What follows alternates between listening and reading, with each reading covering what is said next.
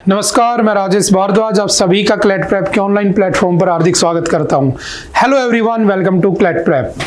जैसा कि आपको पता है कि हम हर वीक एक इम्पोर्टेंट टॉपिक जो कि हमारा एमआईटी का पार्ट होता है, मोस्ट इम्पोर्टेंट टॉपिक, उसको हम डिस्कस करते हैं। और ऐसे ही जब तक हमारा क्लैट का एग्जाम नहीं हो जाता तब तक हम वीकली एक टॉपिक को हमेशा डिस्कस करते रहेंगे जो आपके एग्जाम में कहीं ना कहीं आपके लिए इम्पोर्टेंट हो सकता है या होता है। तो चलिए उसी पॉइंट को, उसी सीक्वेंस को फॉलो करते हैं। आज का जो हमारा टॉपिक है बहुत ही ज्यादा न्यूज में रहने वाला टॉपिक है। देखो, आपने देखा होगा साउथ जो है ना और जो नॉर्थ है, उन दोनों के बीच में एक रेस लगी हुई है बेसिकली, है ना। मैं ऐसे शुरुआत कर सकता हूं कि साउथ और नॉर्थ जो है ना वो एक दूसरे के अपोजिट चल रहे हैं। जबकि जब हमारा कॉन्स्टिट्यूशन बना था तो हमारे कॉन्स्टिट्यूशन मेकर्स का ये मानना था कि जब हमारा देश जो है ना वो तभी तरक्की कर सकता है, तभी डेवलपमेंट कर सकता है जब क्या होगा, साउथ और नॉर्थ एक साथ रहेंगे। लेकिन ये अभी तक सही चल रहा था। लेकिन अभी चल के आपने देखा होगा कि एक three language policy, three language model, इसका कॉन्फ्लिक्ट चल रहा है। तो आपने रिसेंटली देखा होगा कि 2020 में एक पॉलिसी आई थी, न्यू एजुकेशन पॉलिसी या नेशनल एजुकेशन पॉलिसी। हुआ क्या था उसमें कि जैसे सबसे पहली बार उसको इंट्रोड्यूस किया गया था 1968 में, है ना। कि आपने पढ़ा होगा बेसिकली कि जो हमारा कॉन्स्टिट्यूशन है उसमें लिखा है कि डीपीएसपी के कुछ आर्टिकल्स हैं ना, आर्टिकल 45, उसमें साफ साफ लिखा है कि 0 to 14 ईयर तक के बच्चे को फ्री एंड कंपल्सरी एजुकेशन दी जाएगी ताकि वो हमारे आने वाले टाइम में देश के लिए क्या करे, फ्यूचर के लिए अच्छा काम करे। पढ़ेगा तभी तो बढ़ेगा इंडिया, है ना, वही बात है।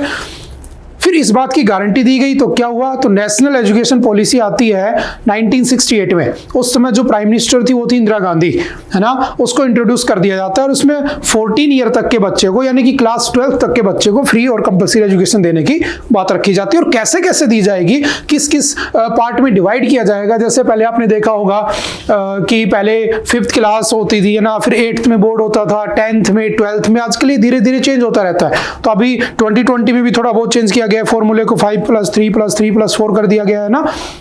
सिमिलरली वही है। तो ये जो एजुकेशन था बेसिकली, बात यहां से शुरू होती है कि एजुकेशन किसी भी देश के डेवलपमेंट के लिए क्या होता है, बहुत ही ज्यादा मोस्ट इंपॉर्टेंट होता है। लेकिन वो किस लैंग्वेज में दी जा रही है उसका भी तो मुद्दा हो सकता है।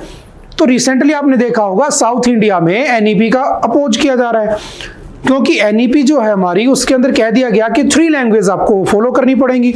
एक इंग्लिश, और जैसे मान लो मैं तमिलनाडु का केस ले लेता हूं जिसकी मैं बात करने वाला हूं। तो तमिलनाडु में क्या हुआ कि तमिल प्लस इंग्लिश। तो जो पहले वाली 1968 वाली जो एजुकेशन पॉलिसी थी उसमें कंपलसरी नहीं था, या मैं कह सकता हूं उसमें कंपलसरी था कि आपको हिंदी ही अडॉप्ट करनी पड़ेगी दूसरी लैंग्वेज में, थर्ड लैंग्वेज में। बट 2020 में यह आ गया कि आप चाहे हिंदी मत करो, कोई भी दूसरी लैंग्वेज कर लो जो हमारे कॉन्स्टिट्यूशन में आर्टिकल नंबर या शेड्यूल नंबर 8 में जो लिखी हुई है लैंग्वेज, 22 लैंग्वेज, उनमें से कोई और भी कर सकते हो। तो बात यहीं तक नहीं रुकती है, क्योंकि अगले साल इलेक्शन भी होने वाला है। जब इलेक्शन होने वाला है तो सारी की सारी जो पार्टी, आपने देखा होगा जो हमारी सेंटर में पार्टी है बीजेपी, उनका अभी भी तमिलनाडु हो गया है, जो साउथ के स्टेट है, मेजर स्टेट कर्नाटका हो गया, यहाँ पर आज तक उनका कोई भी कह सकता हूं कि वो वहां पर नहीं पहुंच पाए। और जो साउथ वाले वो नहीं चाहते वहां पर पहुंच जाए। तो अभी वो डिलिमिटेशन का इशू भी चल रहा था जिसके ऊपर आई थिंक हम डिस्कस कर चुके हैं पहले। तो अभी क्या हुआ, रिसेंटली जो तमिलनाडु है उसका बजट प्रेजेंट किया गया, है ना। समझना पूरी कहानी को। और जब बजट प्रेजेंट किया गया तो उस बजट में जो रुपी का सिंबल होता है ना, आपने देखा होगा कि जो रुपी का सिंबल होता है कुछ ऐसा होता है, आई थिंक आप जानते होंगे, है ना। और ये जो रुपी का सिंबल है इसको चेंज करके उन्होंने तमिल के अंदर रुपी का सिंबल लगा दिया। यानी कि अभी तक बात सिर्फ यहां तक हो रही थी कि हम हिंदी को अडॉप्ट नहीं करेंगे। जैसे आपने देखा होगा कर्नाटक में आप लोग वहां पर इंग्लिश बोलो या कन्नड़ बोलो, है ना। अगर आप हिंदी बोलते हो तो आप ठगे जाते हो, आपको लूट लिया जाता है, पीट दिया जाता है, सब होता रहता है। ये बात यहीं तक थी। लेकिन अब बात यहां तक पहुंच गई कि जो हमारा नेशनल जो करेंसी है उसका जो सिंबल है उसको भी उन्होंने तमिल लेटर में चेंज कर दिया और कह दिया कि हम इससे किसी का या कह सकते हैं कि हम कॉन्स्टिट्यूशन के अगेंस्ट में नहीं जा रहे हैं, उसका अपोज नहीं कर रहे हैं, है ना, उसकी कह सकता हूं डिसरेस्पेक्ट नहीं कर रहे हैं। बट हम क्या कर रहे हैं, हम हमारी तमिल लैंग्वेज को प्रायोरिटी दे रहे हैं। तो ये मुद्दा फिर से निकल कर आ गया। तो ये सारे जितने भी इश्यूज चल रहे हैं वो सिर्फ और सिर्फ इस वजह से हैं क्योंकि नेक्स्ट ईयर क्या होने वाला है, वहां पे इलेक्शन होने वाला है। बात समझ में आ रही है? जो हमारी रूलिंग पार्टी है यानी कि जो बीजेपी है वो इसको अनकॉन्स्टिट्यूशनल बता रही है। वहां के लोगों का कहना है कि बहुत अच्छी बात है क्योंकि आप लोगों ने पढ़ा होगा आई थिंक कि जो हमारा कॉन्स्टिट्यूशन है उसके अंदर कितनी लैंग्वेज है, तो there are total 22 official languages and Tamil is one of them, है ना। आपने एक चीज और पढ़ी होगी, क्लासिकल लैंग्वेज। आई थिंक आपको याद होगा क्लासिकल लैंग्वेज, है ना। जो क्लासिकल लैंग्वेज होती हैं वो टोटल मेरे पास कितनी आज के दिन 11, ठीक है, 11। अभी 5 को स्टेटस दिया गया था, बंगाली भी थी, ठीक है, ये सब। अब समझना क्लासिकल लैंग्वेज वो होती है, देखो एक बात को बिल्कुल ध्यान समझना, मैंने कहा कि ये मेरा इंडिया है, ठीक है, और अगर मैं यहां पर जाता हूं तो यहां पर एक विंध्याचल और एक सतपुड़ा है, ठीक है। तो जो विंध्याचल माउंटेन रेंज के नीचे का इंडिया है ना, इसको कहते हैं साउथ इंडिया और इसके ऊपर वाले को कह देते हैं नॉर्थ इंडिया, ठीक है, समझना। और सतपुड़ा जो है ये बेसिकली सतपुड़ा माउंटेन रेंज ये हमारे इंडिया को 2 इक्वल पार्ट्स में डिवाइड करता है। तो बेसिकली साउथ इंडिया का मतलब है कि विंध्याचल के नीचे जाते जाओगे तो द्राविडियन लैंग्वेज बोली जाती है। और अब जो तमिलनाडु के सीएम है एम के स्टालिन, उनका कहना है कि साउथ से नॉर्थ इतना चिढ़ा हुआ है क्योंकि अब साउथ में एजुकेशन सिस्टम सबसे बेहतर है ना, आप जानते हैं इस बात को। तो जो वहां के लोग हैं वो जॉब करने के लिए नॉर्थ इंडिया की तरफ ना जाकर, वहां के बच्चे पढ़ने के लिए नॉर्थ इंडिया की तरफ ना आकर वो कहां जा रहे हैं, यूके यूएस की तरफ जा रहे हैं। तो उनका कहना है एम के स्टालिन का कि जो सेंट्रल गवर्नमेंट है बीजेपी है उसको ये बात डाइजेस्ट नहीं हो रही है कि साउथ इंडिया कैसे नॉर्थ इंडिया से आगे निकला जा रहा है। तो एक होता है ना पैट्रियोटिज्म, एक होता है कि जैसे हमारे यहाँ पर ब्रिटिश एरा चला था ना, ब्रिटिश कॉलोनी हुआ करती थी। तो एम के स्टालिन का कहना है कि जो हमारे जो ये न्यू एजुकेशन पॉलिसी आई थी इसमें क्या था, इसमें पूरे इंडिया में एक बेसिकली हिंदी को प्रमोट किया जा रहा था और वो नहीं चाहते कि हिंदी को प्रमोट करे। क्यों? क्योंकि जो तमिल है, देखो आपने पढ़ा होगा कि जो क्लासिकल लैंग्वेज होती है वो एक ऐसी लैंग्वेज होती है जो कम से कम 1500 से 2000 ईयर का बैकग्राउंड रखती हो। और जो तमिल है ना, Tamil was the first language that was added in the list of classical language. 2004 में सबसे पहले जो लैंग्वेज ऐड की गई थी वो तमिल ही थी, है ना। अभी आपने पढ़ा होगा कुछ टाइम पहले तमिलनाडु सरकार ने कहा था कि अगर कोई भी बंदा इंडस वैली सिविलाइजेशन के, है ना, जो वहाँ की लैंग्वेज है यानी वहाँ की जो लिखाई है, ठीक है, उसको डिकोड कर देगा, यानी क्या लिखा है उसके बारे में बता देगा, तो इंडस वैली स्क्रिप्ट को डिकोड करने वाले को आई थिंक 8-9 करोड़ रुपए दे देंगे। मतलब वहां पर उनका मानना है कि हमारा जो सिविलाइजेशन है, साउथ इंडियन सिविलाइजेशन या जो तमिल लैंग्वेज है, उसका सीधा सीधा लिंक किसके साथ है, तो हमारे इंडस वैली सिविलाइजेशन से। तो बेसिकली जब हिंदी वहां पहुंच जाएगी तो उनको ये मानना है, उनको ये डर है कि हिंदी वहां पर जाने के बाद जैसे ब्रिटिशर्स पूरी दुनिया पर रूल किए थे, पूरी दुनिया में उन्होंने इंग्लिश को फैला दिया, ऐसे ही हिंदी क्या करेगी साउथ इंडिया में, साउथ इंडियन लैंग्वेजेस जैसे कन्नड़ है, जैसे मलयालम है केरल में, जैसे आपकी तमिलनाडु में तमिल है, इन सबको क्या करेगी, वाइप आउट कर देगी। और इसके लिए आपने देखा होगा जो एजुकेशन पॉलिसी आई थी उसके अंदर 10,000 करोड़ रुपीस का बजट रखा गया था, याद रखना, जिसमें से तमिलनाडु को अकेले को मिलने थे 2200 या 2000 करोड़ रुपीस के आसपास। तो सेंट्रल गवर्नमेंट, आप जानते होंगे हमारे जो एजुकेशन मिनिस्टर है कौन है, धर्मेंद्र प्रधान, ठीक है, धर्मेंद्र प्रधान जी ने कहा कि अगर तमिलनाडु ने एजुकेशन पॉलिसी को लागू नहीं किया तो हम उसका पैसा होल्ड कर लेंगे। तब एम के स्टालिन का कहना था कि वो चाहे तो हमें 10,000 करोड़ रुपए भी ऑफर करे ना, तब भी मैं इस 3 लैंग्वेज मॉडल को एक्सेप्ट नहीं करूंगा, क्योंकि अगर मैं ऐसा करता हूं तो तमिलनाडु जो है बेसिकली कितने साल पीछे चला जाएगा, 2000 साल पीछे चला जाएगा। बात समझ में आ रही है? उनका कल्चर पूरा खत्म हो जाएगा, इसलिए वो उसको एक्सेप्ट नहीं करना चाहते।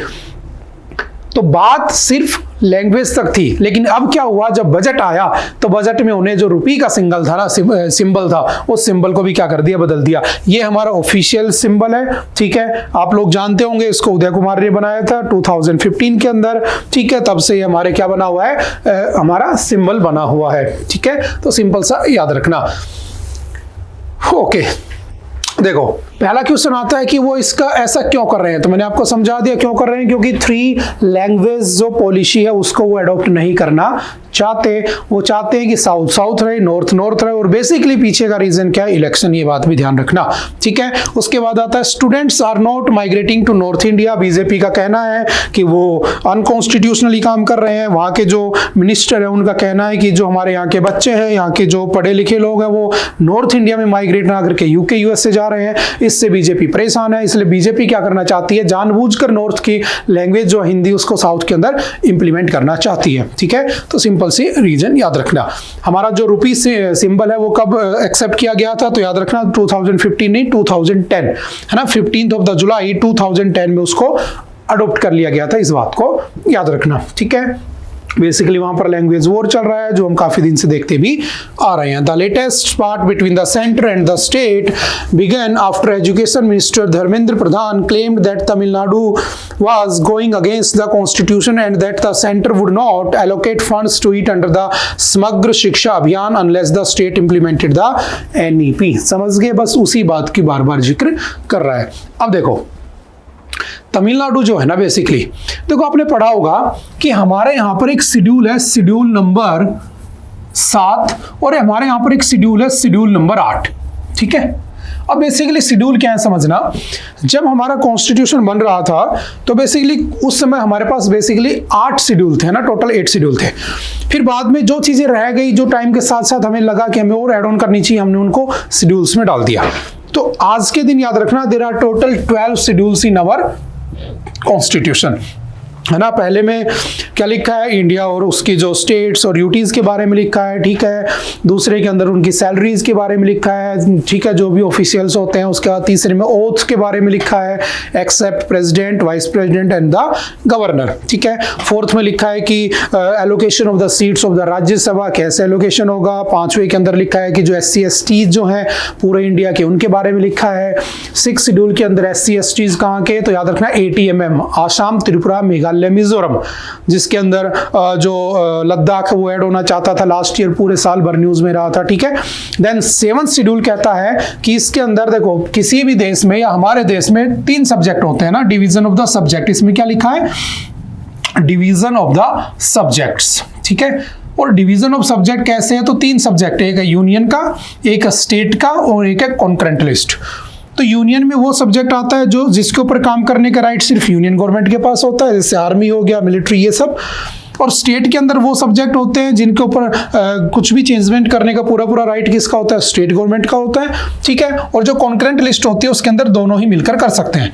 तो आज के दिन याद रखना, एजुकेशन जो है, क्योंकि बात एजुकेशन की कर रहे हैं हम लोग इसके साथ में, ठीक है। एजुकेशन आज के दिन कॉन्करेंट लिस्ट में, लेकिन पहले, है ना, ये पहले किस में था, स्टेट लिस्ट में था। लेकिन बाद में जब 42nd कॉन्स्टिट्यूशनल अमेंडमेंट हुआ था 1976 में, उसके बाद से एजुकेशन को क्या कर दिया गया था, shifted from state list to the education list में उसको, sorry state list to concurrent list में उसको डाल दिया गया था, यानी कि दोनों का राइट है। तो आपने देखा होगा लास्ट ईयर भी Tamil Nadu was the first state जिसने ये डिमांड की थी कि जो एजुकेशन है उसको दोबारा से किस में ट्रांसफर कर दिया जाए, तो दोबारा से स्टेट लिस्ट में डाल दिया जाए, यानी कि पढ़ाई लिखाई पूरा स्टेट का मुद्दा होना चाहिए, उसमें सेंटर का इंटरफेरेंस नहीं होना चाहिए। इस बात को भी याद रखना, आज के दिन वो कॉन्करेंट में है और उसको कौन स्टेट में लाना चाहता है, तो पहला स्टेट कौन सा बना है, तो आपको याद रखना है तमिलनाडु, ठीक है। ओके, शेड्यूल नंबर 8 क्या कहता है, तो शेड्यूल नंबर 8 कहता है कि पहले जब कॉन्स्टिट्यूशन बना था उस समय हमारे पास 14 लैंग्वेज थी, ठीक है। अब इसके अंदर कितनी लैंग्वेज है, तो याद रखना there are 22 language in our constitution. जो हमारा कॉन्स्टिट्यूशन है उसमें 22 लैंग्वेज को हमने ऐड कर रखा है, इस बात को भी ध्यान रखना। और तमिल उसके अंदर से एक है। 3 लैंग्वेज फॉर्मूला वाज फर्स्ट, याद रखना जो पहली बार जब 3 लैंग्वेज फॉर्मूला आया था वो 1968 में आया था। देखो जो नेशनल एजुकेशन पॉलिसी है वो बेसिकली, है ना, नेशनल एजुकेशन पॉलिसी, है ना, इसको न्यू एजुकेशन पॉलिसी इसलिए बोल देते हैं, 2020 में रिन्यू किया गया था, ठीक है। अब जो नेशनल एजुकेशन पॉलिसी है सबसे पहले आई थी 1968 में। At that time prime minister कौन थी, तो याद रखना Indira Gandhi was the prime minister of India, ठीक है। देन अगेन दोबारा से कब आती है, तो ये पहली बार था। दूसरी बार कब आती है, 1986 में, और उस समय हमारे प्राइम मिनिस्टर कौन थे, Rajiv Gandhi was the prime minister of India, ठीक है। फिर इसी को 1986 वाले को याद रखना, the national education policy of 1986 was, कह सकता हूं कि उसको दोबारा से मॉडिफाइड इन 1992 में उसको मॉडिफाई किया गया। और उस समय हमारे प्राइम मिनिस्टर थे पीवी नरसिम्हा राव। कौन थे? पीवी नरसिम्हा राव। एंड यहीं से याद रखना, PV Narasimha Rao was the first prime minister from south India. South India से, दक्षिण भारत से जो पहला प्राइम मिनिस्टर बना था वो भी कौन था? पीवी नरसिम्हा राव, जिनको लास्ट ईयर क्या दिया गया था? तो याद रखना भारत रत्न भी दिया गया था इनको। ठीक है, वही इलेक्शन का मुद्दा, वही चुनाव का मैटर, और कुछ भी नहीं है। ठीक है, बात समझ में आ रही है। फिर उसके बाद तीसरी बार कब आया? तो तीसरी बार नेशनल एजुकेशन पॉलिसी कब लॉन्च की गई या उसको कब इंट्रोड्यूस किया गया? तो 2020। और इस समय हमारे प्राइम मिनिस्टर कौन है? तो प्राइम मिनिस्टर कौन है? नरेंद्र दामोदर दास मोदी। ठीक है, तो नरेंद्र मोदी जी के टाइम पर इसको क्या किया गया? लॉन्च किया गया। ठीक है, इस बात को भी याद रखना। इससे पहले क्या था? 0 to 14 ईयर तक के बच्चे को एजुकेशन मिलेगी, ये सिर्फ कहां पर था? आर्टिकल 45 में। फिर बाद में जब इसको एजुकेशन पॉलिसी बना दिया गया तो कंपलसरी कर दिया गया कि उस बच्चे को फ्री एंड कंपलसरी एजुकेशन मिले। बाद में आगे चलकर 86 कॉन्स्टिट्यूशनल अमेंडमेंट्स 2002 से क्या हुआ? इस एजुकेशन को यहां से हटाकर कहां डाल दिया? आर्टिकल 21 के ए में उसको फंडामेंटल राइट बना दिया, एंड इन आर्टिकल 51 का ए यानी कि फंडामेंटल ड्यूटी भी बना दिया। इस बात को भी ध्यान रखना है। ठीक है, ओके। अब देखो, जब 1968 वाला जो आपका नेशनल एजुकेशन पॉलिसी थी उसमें हिंदी मैंडेटेड लैंग्वेज थी, है ना। जो नॉन हिंदी स्टेट होंगे उनके अंदर हिंदी कंपलसरी कर दी गई थी, है ना। देखो, लैंग्वेज से ही हमें जाना जाता है ना। आपने देखा होगा हमारी जो ऑफिशियल लैंग्वेज है इंडिया की वो भी कौन सी है? हिंदी है ना। आपने देखा होगा नेशनल हिंदी डे भी सेलिब्रेट होता है, विश्व Hindi day, world Hindi day भी हम सेलिब्रेट करते हैं ना। तो हम बेसिकली हिंदी को प्रमोट करना चाहते हैं। आपने देखा होगा आईपीसी, इंडियन पीनल कोड का नाम बदल के हमने भारतीय न्याय संहिता कर दिया। हर चीज हम हिंदी में प्रमोट करते हैं, है ना। जब भी जैसे फार्मर्स की स्कीम है ना, प्रधानमंत्री गरीब कल्याण योजना, हम उसको प्रधानमंत्री गरीब कल्याण योजना ही बोलते हैं, हम हिंदी को प्रमोट कर रहे हैं बेसिकली, समझ गए। किसान सम्मान निधि योजना, ठीक है, तो हम हिंदी को ही क्या करना चाहते हैं? प्रमोट करना चाहते हैं। और ये साउथ इंडिया वालों को अच्छा नहीं लग रहा, तो बस इसी का क्या हो रहा है?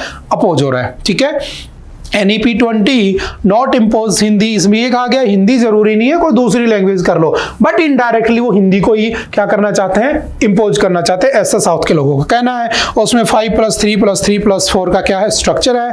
The new school education system is structured as 5 years of the foundational stage, 3 years of the preparatory stage, 3 years of the middle stage and 4 years of the secondary stage. और याद रखना, सिर्फ तमिलनाडु नहीं है, केरल हो गया, वेस्ट बंगाल हो गया, कर्नाटका हो गया, ये सब भी क्या कर रहे हैं? इसका अपोज कर रहे हैं। इस बात का भी ध्यान रखना है। ठीक है, अब देखो, जो एजुकेशन है वो किसके पास में है? उसकी नोडल एजेंसी कौन है? तो याद रखना, the national council of educational research and training NCERT is an autonomous organisation set up in 1961 by the government of India to assist and advice the central and state government on policies and programs for the qualitative improvement in the school education. ठीक है, तो स्कूलों में अच्छी education मिले, इस बात के लिए 1968 में क्या किया गया? तो याद रखना, NCERT का फॉर्मेशन कर दिया गया। मुझे कमेंट करके बताना, who is the current chairman of NCERT? NCERT का करंट चेयरमैन कौन है? ठीक है, ओके। अब याद रखना, जो रुपी था, रुपया कौन लेकर आया था? रुपी, है ना, बात रुपए की हो रही है ना। कितना प्यारा लगता है जब ये सिंबल हम कहीं पर देखते हैं कि हमारा रुपया है ये, है ना। लेकिन ये लेकर कौन आया था? किसने अपनी करेंसी का नाम रुपया रखा था? तो थोड़ा सा अगर आप लोगों ने हिस्ट्री पढ़ी होगी तो आपको याद होगा कि जो बाबर था, बाबर कब आया था इंडिया में? तो बाबर इन्वेडेड इंडिया इन 1526, है ना, आफ्टर किलिंग इब्राहिम लोदी, है ना। इब्राहिम लोदी को मारा और उसने भारत में किसकी फाउंडेशन रख दी? मुगल एम्पायर। तो पहला राजा था बाबर, है ना। बाबर के बाद था हुमायूं। जब हुमायूं राजा बनता है तो याद रखना, हुमायूं का टेन्योर था 1530 में राजा बनता है, और 56 तक उसको राजा रहना था, क्योंकि उसकी डेथ 1556 में होती है। बट इन बिटवीन, उसी बीच में क्या होता है कि आपका जो बिहार है ना, वहाँ का एक रूलर होता है शेर शाह सूरी, ठीक है। तो शेरशाह सूरी से उसकी लड़ाई रहती है हमेशा। तो शेरशाह सूरी के साथ हुमायूं की बेसिकली 2 लड़ाइयां हुई थी, याद रखना। फर्स्ट बैटल का नाम क्या था? बैटल ऑफ चौसा, ठीक है, बैटल ऑफ चौसा, ठीक है। और बैटल ऑफ चौसा कब हुई थी? 1539 में। एक तरफ था आपका शेरशाह सूरी और दूसरी तरफ कौन होता है? आपका हुमायूं, ठीक है। इस लड़ाई के अंदर जीत कौन जाता है? शेरशाह सूरी जीत जाता है और हुमायूं भाग जाता है। फिर दोबारा से बैटल होती है, जो सेकंड बैटल उसका नाम क्या था? तो याद रखना बैटल ऑफ बिलग्राम, या इसी को कहते हैं battle of Kannauj. And battle of Kannauj was fought in 1540। एक तरफ कौन होता है? तो आपका वही शेरशाह सूरी, और एक तरफ कौन होता है? हुमायूं, ठीक है। जीत कौन जाता है? शेरशाह सूरी जीत जाता है, लेकिन हुमायूं वहां से भाग जाता है। याद रखना, शायद आपको बहुत से बच्चों की बात नहीं पता होगी, बात रुपये की हो रही है तो चलो मैं बता देता हूं आपको। हमारे भारत का एक ऐसा भी राजा था जिसने चमड़े के सिक्के चलवाए थे, लेदर के कॉइन चलवाए थे, है ना। ऐसा क्यों हुआ था समझना। जब शेरशाह सूरी भाग रहा था किसके पीछे? हुमायूं के पीछे। तो हुमायूं एक नदी के पास पहुंचता है और पीछे से शेरशाह सूरी आ रहा होता है। तो हुमायूं को लगता है कि अपनी जान बचाने के लिए क्या करे, तो वहां पर एक नाव लेकर बैठा होता है एक आदमी। उससे कहता है कि मुझे नदी के उस पार छोड़ दे, मैं तुझे जो कहेगा वो कर दूंगा, मैं भारत का राजा हूँ, हुमायूं नाम है मेरा। तो उसने कहा अच्छा ऐसी बात है, तो मैं एक दिन का राजा बनना चाहता हूँ, अगर तुम सच में हुमायूं हो तो। उसने कहा ठीक है, पक्का बना दूंगा। उसको लगा क्या फर्क पड़ता है, उसने उसको बैठाया, नदी के उधर छोड़ दिया और वो वहां से भाग गया। भागने के बाद आपने पढ़ा होगा, जो वो भाग रहा था तो 1542, है ना, 15 अक्टूबर 1542 को वो किसके प्रोटेक्शन में होता है? तो राणा, ठीक है, आपके जो आपका सिंध के अंदर, पाकिस्तान के अंदर जो आपका उमरकोट है, वहां का जो राजा था, एक हिंदू राजा, उसकी प्रोटेक्शन में होता है कौन? हुमायूं। और उसी के महल के अंदर किसका जन्म होता है? तो याद रखना अकबर का जन्म होता है, ठीक है। तो अकबर एक ऐसा राजा था जो था तो मुस्लिम, लेकिन पैदा कहां पर हुआ था? एक हिंदू के घर में, ठीक है। जब वो वहां चला गया, वापस वो चला गया, और उसके बाद उसने अपने जो वहां के मंगोल के लोग थे, अफगान के लोग थे, उनकी हेल्प से दोबारा से भारत पे अटैक किया, और शेरशाह सूरी हालांकि उससे पहले मर चुका होता है, भारत का राजा बनता है। फिर उस आदमी को बुलाता है जिसने उसको भागने में हेल्प की थी, और उससे बोलता है बोल क्या चाहता है? तो उसने कहा कि मुझे एक दिन का राजा बनना है, उसको बना दिया। अब उस राजा ने सोचा कि मैं क्या करूं कि मैं फेमस हो जाऊं। तो उस आदमी ने, याद रखना, वो एक दिन का राजा था। नायक मूवी देखी होगी आप लोगों ने, अनिल कपूर वाली, सेम वही सीन था। उसने क्या किया? चमड़े के सिक्के चलवा दिए। अब मुझे कमेंट करके बताना कि वो कौन सा भारत का राजा था जिसने लेदर के कॉइन चलाए थे, जो कि एकमात्र ओनली एक ही राजा था, ठीक है। ओके, तो अब बात आती है शेरशाह सूरी, ठीक है। शेरशाह सूरी उसको भगा देता है, उसके बाद थोड़ा बहुत रूल भी करता है, लेकिन हाँ, एक दिन क्या होता है, शेरशाह सूरी अपने कालिंजर फोर्ट के अंदर, है ना, अपनी तोप को चेक कर रहा होता है, तो जो गन पाउडर होता है वो एक्सप्लोड कर जाता है, और उसकी वहां पर क्या हो जाती है? डेथ हो जाती है। कहां पर? बिहार के सासाराम में। तो वो जो शेरशाह सूरी था ना, उस शेरशाह सूरी ने 2 काम किए थे जो आपसे एग्जाम में पूछ सकता है। याद रखना, जो तुम रुपया जेब में रखते हो, जो रुपया चलाते हो, वो रुपये भी किसने दिया था, किसने स्टार्ट किया था? तो शेरशाह सूरी ने स्टार्ट किया था। और जो आपका जीटी रोड था ना, ग्रांड ट्रंक रोड, वो भी किसने बनाया था? तो शेरशाह सूरी ने बनाया था। इस बात को भी याद रखना, ठीक है। बस वही बात लिखी हुई है, rupee was introduced by Sher Shah Suri during his 5-year rule from 1540 to 1545. Set up a new civic and military administration and issued a coin of silver weighing 178 grains, which was also termed as रुपया। और उसके साथ साथ उसने क्या बनाया था? GT road बनाया था। इस बात को ध्यान रखना। ओके, अगर बात करें ओरिजिनली कितनी लैंग्वेज है हमारे कॉन्स्टिट्यूशन में, तो याद रखना 1950 में जब हमारा कॉन्स्टिट्यूशन बना था, ऑन 26 जनवरी 1950 जिस दिन हम रिपब्लिक हो गए थे, ऑन दैट डे 1950 में the schedule initially listed 14 language. कितने थे? 14। नाम याद रखना, असमीज, बंगाली, गुजराती, हिंदी, कन्नड़, कश्मीरी, मलयालम, मराठी, ओरिया, पंजाबी, संस्कृत, तमिल, तेलुगु एंड उर्दू। उसके बाद 1967 में 21st अमेंडमेंट हुआ, और उसके साथ साथ हमने क्या जोड़ दिया? सिंधी को ऐड कर दिया। तो कई बार आपसे पूछ लेता है कि 21st अमेंडमेंट से कौन सी लैंग्वेज ऐड की गई थी, तो याद रखना सिंधी वाज एडेड। उसके बाद Konkani, Manipuri, Nepali were added in 1992 through the 71st amendment. Bodo, Dogri, Maithili and Santhali were added in 2003 through the 92nd constitutional amendment. तो अगर पूछे आज के दिन कितनी है तो 22 लैंग्वेज है, याद रखना. कई बार आपसे पूछ लेता है कौन सी हमारी लैंग्वेज नहीं है और वो उर्दू लिख देता है, तो याद रखना कंफ्यूज नहीं होना है. बहुत से एग्जामों में ये क्वेश्चन आता है. उर्दू भी हमारी क्या है, शेड्यूल नंबर 8 में लिस्टेड लैंग्वेज है. ठीक है, इस बात को याद रखना है. ठीक है, उसके बाद चलते नेक्स्ट. अच्छा, समग्र शिक्षा अभियान क्या था? तो it was an integrated scheme for school education was launched in 2018. इससे पहले चलता था सर्व शिक्षा अभियान. ठीक है, उसके साथ चलता था राष्ट्रीय माध्यमिक शिक्षा अभियान, उसके साथ चलता था टीचर एजुकेशन. इन सब को खत्म करके 2018 में कौन सा शुरू कर दिया? समग्र शिक्षा अभियान. और इसी समग्र शिक्षा अभियान के अंडर इसका टारगेट ईयर कौन सा है? तो इसका टारगेट ईयर है 2021 से 2026. और इसी के अंडर में क्या आया था? इससे पहले क्या आया था? National education policy. उसी के लिए तो कहा था स्टालिन को धर्मेंद्र प्रधान ने, जब दोनों की डिबेट होती है कि तुमको हम 10,000 करोड़ में से 2,000 करोड़ रुपया देना चाहते हैं, लेकिन वो कहता है अगर तुम 10,000 करोड़ रुपया दोगे तब भी हम नहीं लेंगे, क्योंकि हम तुम्हारी हिंदी को अडॉप्ट नहीं करेंगे. तो उस वाले मैटर को याद रखना. ओके, आई थिंक आज के लिए इतना ही था. आई होप कि आपको कुछ चीजें समझ में आई होंगी. Okay, bye bye. मिलते हैं दोबारा से नेक्स्ट लेक्चर में. Thank you. Have a nice day.